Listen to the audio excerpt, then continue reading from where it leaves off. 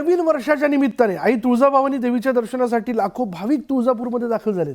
देवीचा शाकंभरी नवरात्र महोत्सव आणि नववर्ष एकत्र आल्यानं भाविक देवीच्या दर्शनाकरता दाखल झाल्याचं बघायला मिळतं। सकाळपासूनच तुळजाभवानीच्या दर्शनाकरता भाविकांनी गर्दी केली आहे।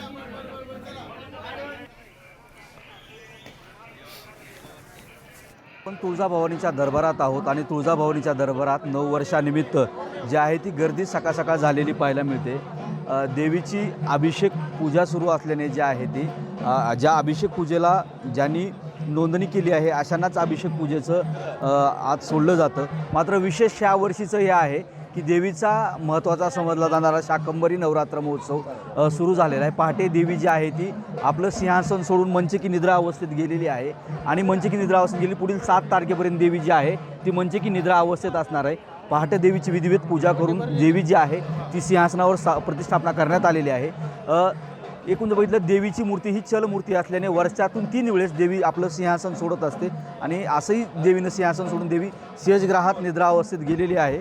आणि जर बघितलं तर नववर्षाच्या स्वागतासाठी लोक मोठ्या प्रमाणात तुळजाभवानीच्या दर्शनासाठी येत असतात। इतर देवस्थानाप्रमाणे तुळजाभवानीचा भाविक जो आहे तो मध्यमवर्गीय आहे, त्याप्रमाणे देवी दर्शनासाठी येत असतात। आपण पाहू शकतो देवीच्या गाभाऱ्यातून जे अभिषेक पूजा करून किंवा दर्शन घेऊन येणाऱ्याची संख्या जी आहे ती मोठ्या प्रमाणात दिसत आहे। आणि या नववर्षाच्या स्वागतासाठी जे आहे ते मोठ्या प्रमाणात भाविक या आपल्यासोबत पुजारी आहेत। मला सांगा, नववर्षाचं हे आहे, देवीच्या दर्शनास लोक आहेत, काय भावना तुमच्या आहेत आणि कसा देवीचं सध्याचं वातावरण आहे?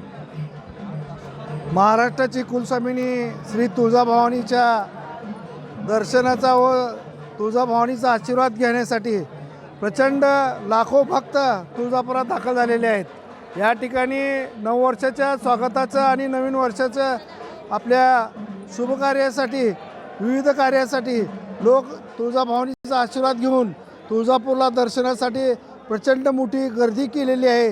जय भवानीच्या जयघोषामध्ये भक्तांनी आज रात्री 1 वाजल्यापासून दर्शनाचा लाभ घेण्याचा सुरुवात केलेली आहे।